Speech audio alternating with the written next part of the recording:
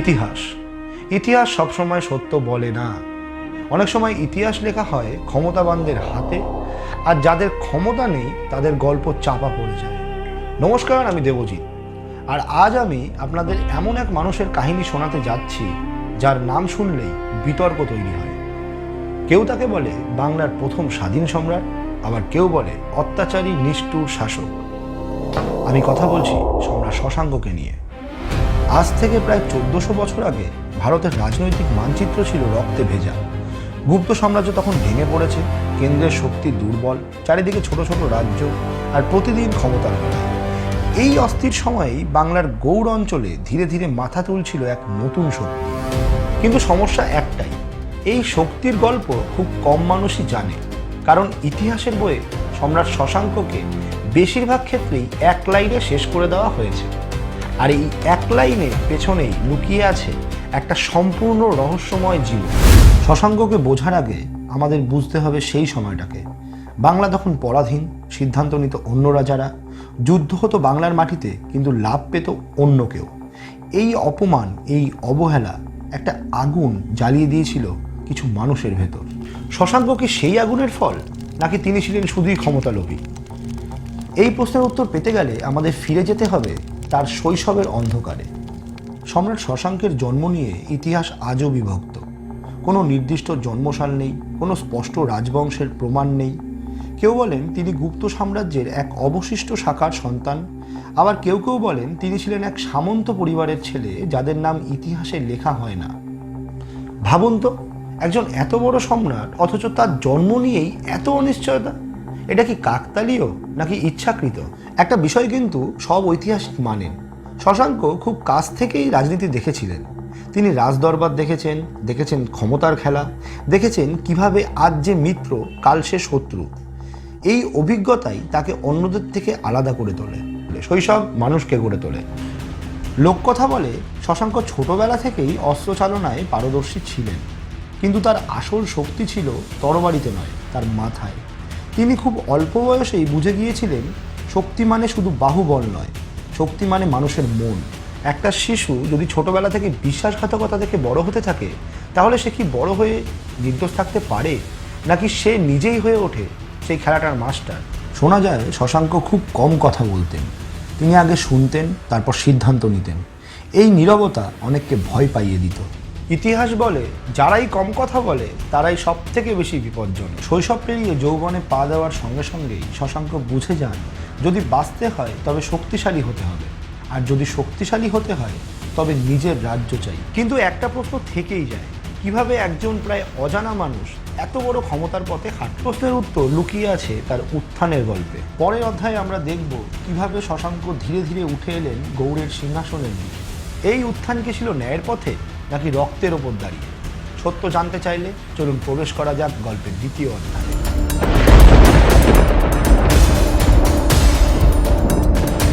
কোনো মানুষ হঠাৎ করে সম্রাট হয়ে ওঠেন না। প্রতিটা সিংহাসনের নিচে লুকিয়ে থাকে শত শত সিদ্ধান্ত, কিছু বিশ্বাসঘাতকতা আর অনেক রক্ত। সম্রাট শশাঙ্ক এর ব্যতিক্রম ছিলেন না। শশাঙ্ক যখন যৌবনে পা রাখলেন, তখন বাংলার রাজনৈতিক অবস্থা ছিল একেবারেই ভঙ্গুর। গুপ্ত সাম্রাজ্যের প্রায় শেষ, কেন্দ্রীয় শাসন দুর্বল, গৌড়, বঙ্গ, সমতট প্রতিটি অঞ্চলই কার্যত নিজের মতো চলছিল। এই শূন্যস্থানটাই ইতিহাসে সবচেয়ে বিপজ্জনক সময়। কারণ যেখানে শাসক নেই সেখানেই জন্ম নেয় এক নতুন শাসক। প্রথম দিকে শশাঙ্ক নিজেকে প্রকাশ করেননি। তিনি জানতেন খুব তাড়াতাড়ি মাথা তুললে তাকে গুড়িয়ে দেওয়া হবে। তাই তিনি বেছে নিলেন অন্য পথ, ভিতর থেকে শক্ত হওয়ার পথ।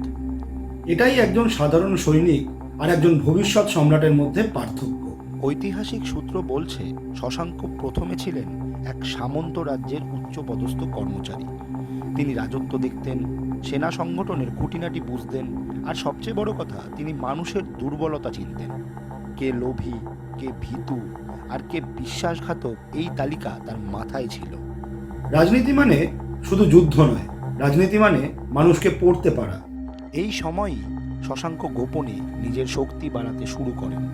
বিশ্বস্ত লোক বেছে নেন, তাদেরকে দেন জমি, সম্মান আর ভবিষ্যতের স্বপ্ন। একটা অদ্ভুত ব্যাপার লক্ষ্য করা যায়, শশাঙ্ক কখনো কাউকে হঠাৎ বিশ্বাস করতেন না। কারণ তিনি জানতেন বিশ্বাস একবার ভাঙলে রাজ্যও ভেঙে পড়ে। ধীরে ধীরে তার হাতে তৈরি হলো একটি শক্তিশালী বাহিনী। এই বাহিনী শুধু যোদ্ধাদের দল ছিল না, এটা ছিল তার স্বপ্নের অস্ত্র। এই সেনারা শুধু শশাঙ্কের নয়, বিশ্বাস করত এক স্বাধীন গৌড়ের স্বপ্নকে। একটা প্রশ্ন এখানে খুব গুরুত্বপূর্ণ। শশাঙ্ক কি সত্যিই বাংলার স্বাধীনতার কথা ভাবছিলেন, নাকি তিনি শুধু তার সিংহাসন চেয়েছিলেন? এই প্রশ্নের উত্তর এত সহজ নয়, কারণ শশাঙ্কের প্রতিটা পদক্ষেপে দুটো জিনিস একসাথে চলেছে: ব্যক্তিগত অ্যাম্বিশন আর আঞ্চলিক আত্মসম্মান। ইতিহাস সবসময় সাদা আর কালো হয় না। বেশিরভাগ সময় কিছু আছে যেগুলো শুধু রাজ্যের জন্য হয় না, হয় অহংকারের জন্য, হয় প্রতিশোধের জন্য, আর কখনো কখনো ইতিহাস মুছে দেওয়ার জন্য। সম্রাট শশাঙ্ক আর সম্রাট হর্ষবর্ধনের যুদ্ধ ঠিক এমনই এক যুদ্ধ। গৌড়ের সিংহাসনে শশাঙ্ক বসতেই উত্তর ভারতের রাজনৈতিক ভারসাম্য একেবারে বদলে যায়। কারণ গৌড় আর ছোট রাজ্য ছিল না, এটা ছিল পূর্ব ভারতের সবচেয়ে শক্তিশালী সাম্রাজ্য।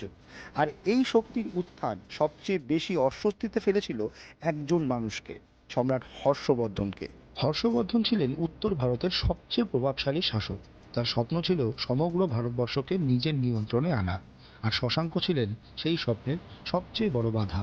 কিন্তু এই দ্বন্দ্বের শুরু শুধু রাজনৈতিক ছিল না, এর পেছনে ছিল রক্তের সম্পর্ক, অপমান আর এক ভয়ঙ্কর প্রতিশোধ। এই গল্পটা বুঝতে হলে আমাদের জানতে হবে আরেকজনের নাম, রাজ্যবর্ধন। রাজ্যবর্ধন ছিলেন হর্ষবর্ধনের বড় ভাই, একজন সাহসী যোদ্ধা, দক্ষ শাসক, আর শশাঙ্কের অন্যতম বড় প্রতিদ্বন্দ্বী।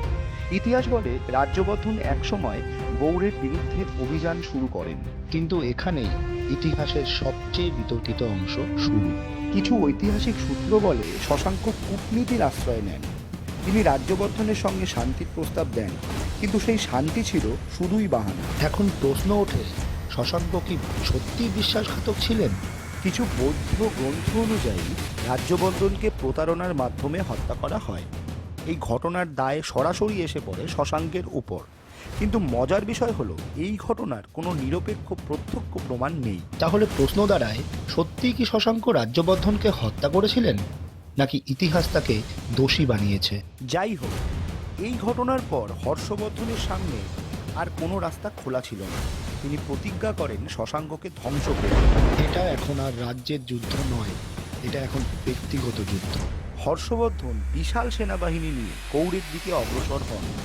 উত্তর ভারতের রাজ্যগুলো একে একে তার পাশে এসে দাঁড়ায়। অন্যদিকে শশাঙ্ক জানতেন, এই যুদ্ধ হারলে শুধু সিংহাসন নয়, ইতিহাস থেকেও তিনি মুছে যাবেন। তাই শশাঙ্ক এই যুদ্ধকে নিয়েছিলেন জীবনের শেষ বলে। হর্ষবর্ধন কখনোই গৌড় সম্পূর্ণভাবে দখল করতে পারেননি, আর শশাঙ্ক সমস্ত চাপ সত্ত্বেও নিজের রাজ্য ধরে রাখতে সক্ষম হন। কিন্তু এই জয় কি সম্পূর্ণ ছিল? যুদ্ধ শশাঙ্ককে ভেতর থেকে ক্লান্ত করে দেয়। অর্থনীতি দুর্বল হয়, প্রজারা কষ্ট পায়, আর সবচেয়ে বড় কথা, শশাঙ্ক বুঝে যান শত্রু শুধু বাইরে নয়, ভেতরেও আছে। একজন শাসক যখন নিজের লোককেই সন্দেহ করতে শুরু করে, তখন পতন বেশি দূরে থাকে না। হর্ষবর্ধনের সঙ্গে এই সংঘর্ষ শশাঙ্কের নামকে ইতিহাসে অমর করে তোলে, কিন্তু একই সঙ্গে তাকে বানিয়ে দেয় এক বিতর্কিত চরিত্র। শশাঙ্ক নায়ক না খলনায়ক? তিনি কি বাংলার রক্ষক ছিলেন, নাকি ইতিহাসের সবচেয়ে বহুল বোঝা সম্রাট? এই উত্তর লুকিয়ে আছে তার শাসনকালের অন্ধকার অধ্যায়ে।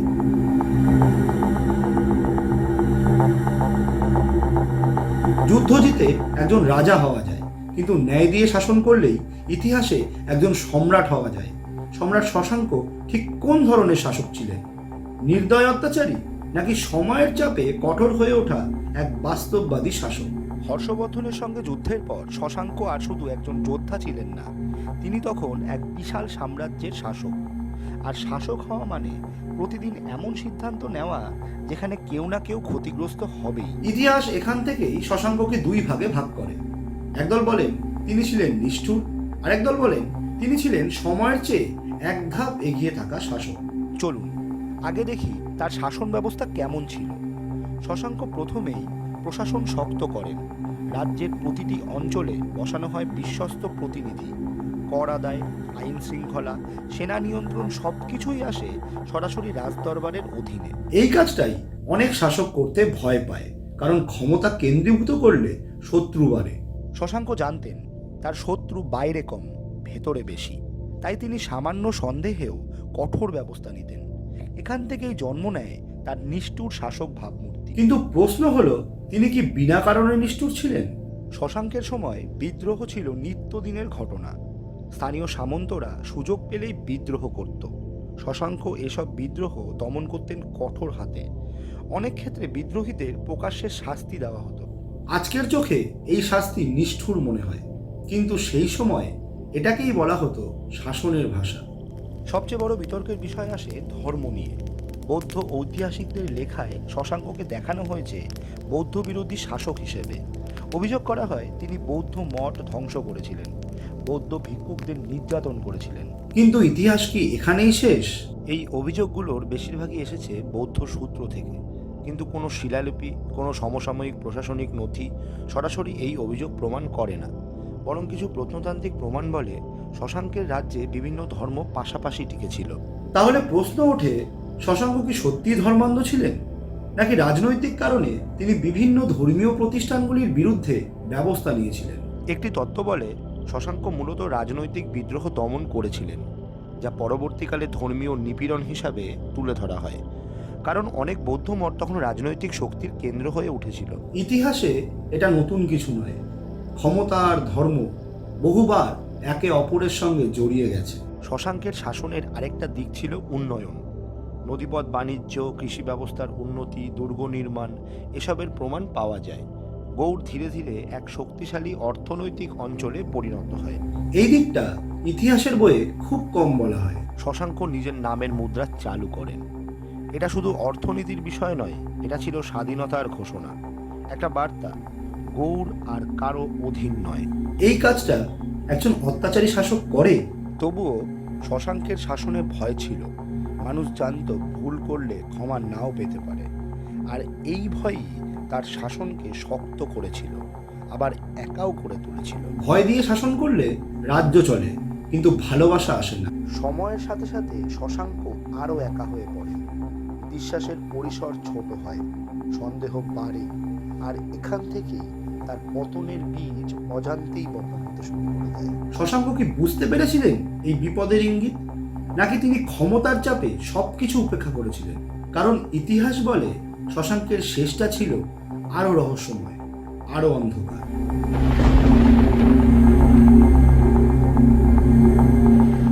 ইতিহাসে কিছু মানুষের মৃত্যু ঢাকঢোল পিটিয়ে লেখা হয়, আর কিছু মানুষের মৃত্যু নীরবতায় চাপা পড়ে যায়। সম্রাট শশাঙ্ক দ্বিতীয় দলের মানুষ ছিলেন। তার উত্থান ছিল বজ্রপাতের মতো, কিন্তু তার শেষটা কেন এত নিঃশব্দ? হর্ষবর্ধনের সঙ্গে দীর্ঘ সংঘর্ষের পর শশাঙ্ক বাহ্যিকভাবে জয়ী হলেও ভেতরে ভেতরে ক্লান্ত হয়ে পড়েছিলেন। রাজ্যের কোষাগার প্রায় ফাঁকা, সেনারা অবসন্ন, প্রজারা যুদ্ধের বোঝায় নুয়ে পড়েছে, আর সবচেয়ে বড় ক্ষতি বিশ্বাস। একজন শাসক অস্ত্র ছাড়া লড়তে পারে, কিন্তু বিশ্বাস ছাড়া শাসন করতে পারে না। শশাঙ্কের শেষ দিকের শাসনে বারবার বিদ্রোহের খবর আসে। কখনো সামন্তরা মাথা তোলে, কখনো সেনাপতিরা দ্বিধায় পড়ে, আর শশাঙ্ক আগের মতো আর কাউকে পুরোপুরি বিশ্বাস করতে পারেন না। এই জায়গাতেই ইতিহাস সবচেয়ে বড় নিষ্ঠুর, কারণ একজন শক্তিশালী মানুষ ধীরে ধীরে একা হয়ে যায়। ঐতিহাসিক সূত্রে বলা হয় শশাঙ্কের শেষ কয়েক বছর রাজদরবারের আতঙ্কের পরিবেশ ছিল। কে বন্ধু, কে শত্রু, এই সীমারেখা স্পষ্ট ছিল না। এই অনিশ্চয়তাই রাজ্যের ভিত নাড়িয়ে দেয়। কিন্তু প্রশ্ন হলো, এই দুর্বলতার সুযোগ কে নিল? শশাঙ্কের মৃত্যুর সময়কাল নিয়ে আজও বিতর্ক আছে। কিছু ঐতিহাসিক বলেন তিনি স্বাভাবিক মৃত্যুবরণ করেন, আবার কেউ কেউ বলেন এই মৃত্যু মোটেই স্বাভাবিক ছিল না। ইতিহাস যখন স্পষ্ট করে কিছু বলে না, তখন রহস্য জন্ম নেয়। একটি তত্ত্ব বলে শশাঙ্ককে বিষ প্রয়োগে হত্যা করা হয়, কারণ তার মৃত্যুর পর রাজ্যের যে দ্রুত ক্ষমতার পরিবর্তন ঘটে তা স্বাভাবিক মনে হয় না। কিন্তু এই তত্ত্বের কোনো প্রত্যক্ষ প্রমাণ নেই। আরেকটি তত্ত্ব আরও ভয়ঙ্কর। বলা হয় সম্রাট শশাঙ্ক নিজেই বুঝে গিয়েছিলেন তার সময় শেষ। এই তথ্য অনুযায়ী শশাঙ্ক শেষ দিকে রাজনীতি থেকে নিজেকে গুটিয়ে নিতে শুরু করেন। তিনি জানতেন তারপরে এমন কেউ নেই যে এই বিশাল রাজ্য একত্রে ধরে রাখতে পারবে। এই উপলব্ধি একজন যোদ্ধার কাছে মৃত্যুর থেকেও ভয়ঙ্কর। কারণ যোদ্ধারা মৃত্যুকে ভয় পায় না, তারা ভয় পায় ভুলে যাওয়াকে। শশাঙ্কের মৃত্যুর পর গৌরাজ্য দ্রুত ভেঙে পড়ে। কোনো শক্ত উত্তরাধিকারী না থাকায় সামন্তরা আলাদা হয়ে যায়, আর এই সুযোগটাই নেন হর্ষবর্ধন। যাকে শশাঙ্ক জীবদ্দশায় থামিয়ে রেখেছিলেন, সেই মানুষটাই শেষ পর্যন্ত গৌড়ের ওপর প্রভাব বিস্তার করেন। ইতিহাস এখানেই শশাঙ্কের সঙ্গে সবচেয়ে বড় অন্যায় করে। যিনি জীবদ্দশায় বাংলাকে স্বাধীন রেখেছিলেন, মৃত্যুর পর তার নামই প্রায় মুছে ফেলা হয়। কোনো বিশাল সমাধি নেই, কোনো রাজকীয় স্মৃতিস্তম্ভ নেই, একজন সম্রাট অথচ প্রায় নিশ্চিন্ত। পরবর্তী যুগের লেখকরা শশাঙ্ককে মনে রেখেছেন প্রধানত একজন খলনায়ক হিসেবে। বিশেষ করে বৌদ্ধ সাহিত্যগুলোতে তার নাম এসেছে এক নেতিবাচক চরিত্র হিসেবে। কিন্তু প্রশ্ন হলো, ইতিহাস কি সবসময় ন্যায়বান? ইতিহাস রেখে বিজয়ীরা, আর শশাঙ্ক শেষ পর্যন্ত সেই দলে ছিলেন না। আধুনিক ঐতিহাসিকরা আজ বলছেন শশাঙ্ককে একমাত্রিকভাবে বিচার করা বড় ভুল। তিনি যেমন কঠোর ছিলেন তেমনি বাস্তববাদী। তিনি যেমন ধর্মীয় রাজনীতিতে জড়িয়েছিলেন, তেমনি বাংলার রাজনৈতিক আত্মপরিচয় তৈরি করেছিলেন। তিনি বাংলা ক্যালেন্ডারে জনক ছিলেন।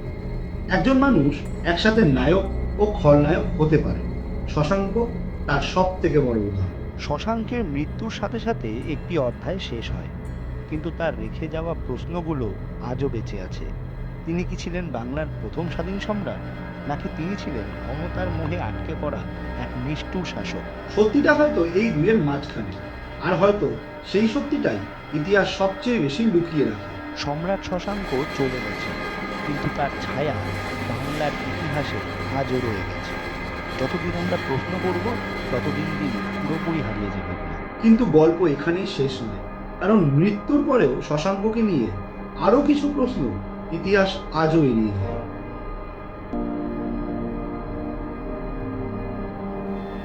ইতিহাসে কিছু মানুষ থাকেন যাদের মৃত্যুতে গল্প শেষ হয় না, বরং সেখান থেকেই আসল গল্প শুরু হয়। সম্রাট শশাঙ্ক ঠিক তেমনই একজন মানুষ। তিনি মারা গেছেন, তবু তার প্রশ্নগুলো আজও বেঁচে আছে। শশাঙ্কের মৃত্যুর পর গৌড় রাজ্য টিকতে পারেনি, কিন্তু আশ্চর্যের বিষয় হলো রাজ্য ভেঙে গেলেও শশাঙ্কের নাম পুরোপুরি মুছে যায়নি, বরং ইতিহাসের পাত্রে তিনি হয়ে উঠলেন এক রহস্য। কারণ যারা খুব সাধারণ হন, তাদের নিয়ে কোনো বিতর্ক হয় না। শশাঙ্ককে নিয়ে প্রথম বড় বিতর্ক, তিনি নায়ক না খলনায়ক। বাংলার প্রথম স্বাধীন সম্রাট, এই পরিচয় একদিকে, অন্যদিকে একজন নিষ্ঠুর ধর্মবিদ্বেষী শাসক। এই দুই ছবি এতটাই বিপরীত যে সাধারণ দর্শক বিভ্রান্ত হয়ে পড়ে। তাহলে কোনটা সত্যি, নাকি দুটোই? আধুনিক ঐতিহাসিকদের একাংশ বলেন শশাঙ্ককে বিচার করতে হবে তার সময়ের প্রেক্ষাপটে। সপ্তম শতাব্দীর ভারতবর্ষ কোনো শান্তিপূর্ণ জায়গা ছিল না। প্রতিদিন ষড়যন্ত্র, প্রতিদিন যুদ্ধ, প্রতিদিন বিশ্বাসঘাতকতা। এই বাস্তবতায় নরম শাসক টিকে থাকতো না। আজ আমরা আরাম কেদারায় বসে নৈতিকতা বিচার করি, কিন্তু তখন নৈতিকতার মানে ছিল বেঁচে থাকা। শশাঙ্কের বিরুদ্ধে ধর্মীয় অত্যাচারের অভিযোগ আজও সবচেয়ে বড় বিতর্ক। কিন্তু লক্ষ্য করলে দেখা যায় এই অভিযোগের মূল উৎস নির্দিষ্ট কিছু ধর্মীয় সাহিত্য, যেখানে শাসকের সমালোচনা প্রায়শই রাজনৈতিক উদ্দেশ্যে লেখা হতো। এর মানে এই নয় যে শশাঙ্ক নির্দোষ ছিলেন, কিন্তু এর মানে এইও নয় যে তিনি একমাত্র দোষী। আরেকটি গুরুত্বপূর্ণ প্রশ্ন, শশাঙ্ক কি কেবল নিজের ক্ষমতার কথাই ভেবেছিলেন? যদি তাই হতো, তবে তিনি নিজের মুদ্রা চালু করতেন না। তিনি গৌড়কে একটা আলাদা রাজনৈতিক পরিচয় দেওয়ার চেষ্টা করেছিলেন। এটা ছিল উত্তর ভারতের আধিপত্যের বিরুদ্ধে এক নীরব প্রতিবাদ। এই জায়গাটাতেই শশাঙ্ক শুধু রাজা নন, ইতিহাসের চরিত্র হয়ে ওঠেন।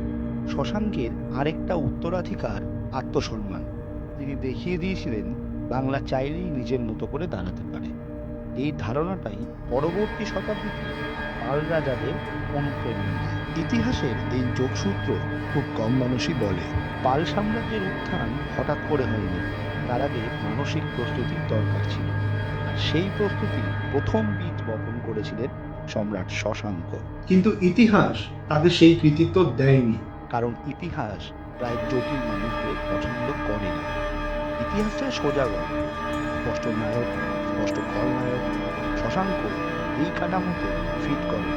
তিনি ছিলেন ধূসর, আর ধূসর মানুষদের বিচার করা সবচেয়ে কঠিন। আজ যখন আমরা শশাঙ্ককে নতুন করে দেখি, তখন শুধু তার অপরাধ নয়, তার প্রেক্ষাপটও দেখতে হয়। তার ভুল ছিল, তার কঠোরতা ছিল, কিন্তু তার সাহসও ছিল। একজন মানুষ একসাথে ভুলও করতে পারে, আবার ইতিহাসও গড়তে পারে। শশাঙ্ক আমাদের শেখান, ইতিহাস শুধু স্মরণ করার জিনিস নয়, প্রশ্ন করার জিনিস। কারণ প্রশ্ন না করলে সত্য কখনোই সামনে আসে না। আজ যদি আমরা শশাঙ্ককে পুরোপুরি বুঝতে না পারি, তাহলে হয়তো আমাদের ইতিহাসকেই নতুন করে পড়া দরকার। কারণ ইতিহাস যতটা অতীতের, ততটাই বর্তমানের। সম্রাট শশাঙ্ক এক নাম, এক বিতর্ক, এক অসম্পূর্ণ সত্য। তিনি নায়ক ছিলেন না, তিনি খলনায়কও ছিলেন না, তিনি ছিলেন ইতিহাসের এক কঠিন প্রশ্ন। আপনারা কি ভাবেন, সম্রাট শশাঙ্ক বাংলার গর্ব, নাকি ইতিহাসের সবচেয়ে ভুল বোঝা শাসক? কমেন্টে আপনাদের মতামত লিখুন, কারণ ইতিহাস তখনই বাঁচে যখন আমরা তাকে নিয়ে আলোচনা করি।